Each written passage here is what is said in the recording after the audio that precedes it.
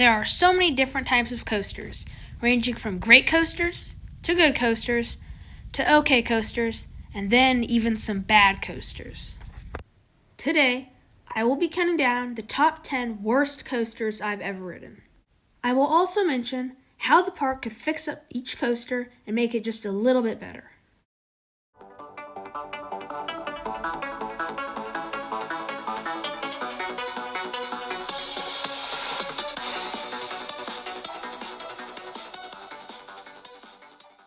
Jumping straight into the list.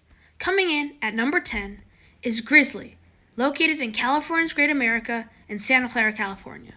This wooden coaster opened in 1986, standing at a height of 91 feet with a drop of 88 feet, and with a top speed of 55 miles per hour. This coaster is also butter smooth, so you may be asking, what's wrong with the Grizzly? Well, the one thing is, it's super boring. It has a long layout consisting of shallow drops and banked curves. The ride is forceless and rides more like a family coaster. It would be better if it was directed towards younger audiences, but it's not. The park could fix this by contacting RMC and letting them do their thing. RMC Grizzly could easily be a top-tier coaster. Number 9 is Gemini at Cedar Point, located in Sandusky, Ohio. It was built in 1978 by Aerodynamics, with a drop of 118 feet. This coaster does have some redeeming elements, like its strong airtime, and the dueling feature is cool. This coaster also contains some funky aero transitions, which can really rattle your body inside of the car. This coaster is rough and sometimes boring, with its long and drawn-out turns in between drops. Gemini is taking up a ton of land at Cedar Point, and if it was removed, it would free up area for a new coaster. I would love to see some kind of Gerstlauer or GCI come to Cedar Point. Coming in at number 8 is the Racer at Kings Island, located in Mason, Ohio. It's an old-school, dueling wooden coaster that opened in 1972. Old wooden coasters are known for their roughness, and reaching 55 miles per hour on this track is no fun. It feels like it has square wheels. I was actually concerned for my brain on this coaster. It was so bumpy that I felt like I was going to get a concussion. Fortunately, Kings Island is retracking parts of this coaster this season. Hopefully that can make a difference. Coming in at number 7 is Viper, located at Six Flags Magic Mountain in Valencia, California. Viper is one of the last Aero Mega Loopers still standing, and it was built in 1992. This coaster is extremely rough, with hard Aero over-the-shoulder restraints that are sure to bash your brain.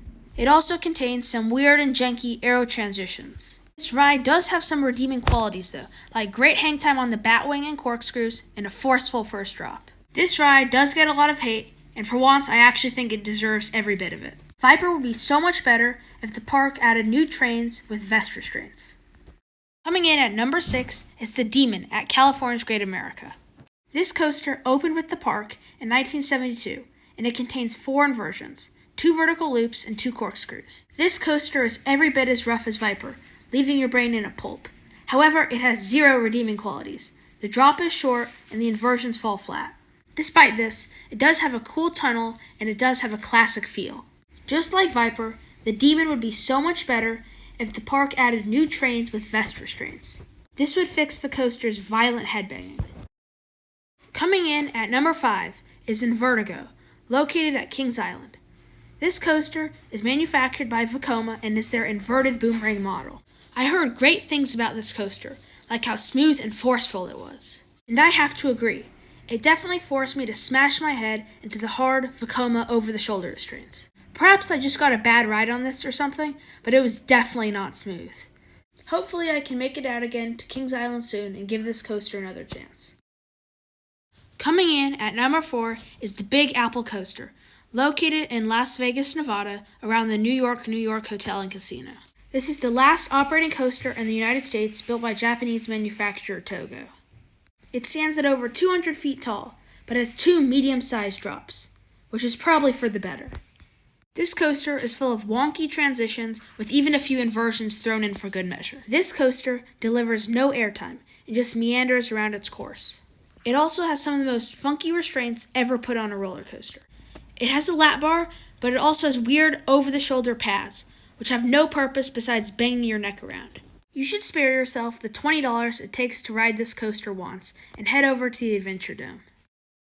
Coming in at number 3 is Kong, a Vekoma suspended looping coaster located at Six Flags Discovery Kingdom in Vallejo, California.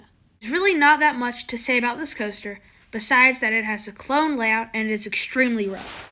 As with most Vekomas, this coaster would be far better if the park added new trains with vest restraints. Coming in at number 2 is Harley Quinn Crazy Coaster, located at Six Flags Discovery Kingdom. This coaster was built by Skyline and is their Skywarp model.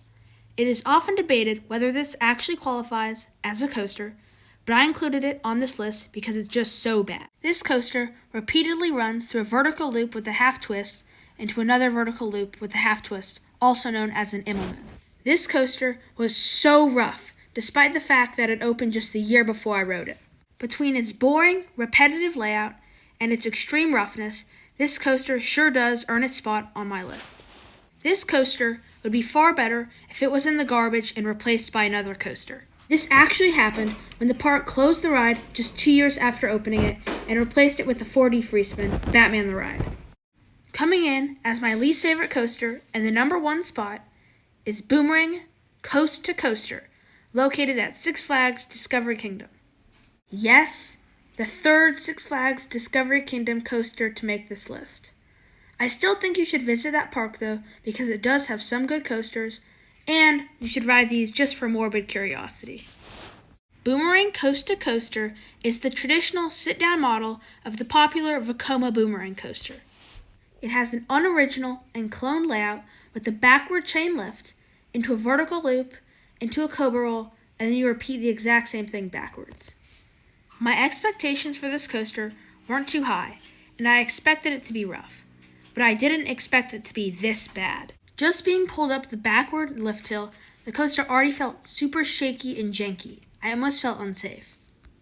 Throughout the layout, my head was repeatedly bashed between the hard Vekoma over-the-shoulder restraints. The inversions felt super weird and almost too intense, like they had some kind of design flaw in them.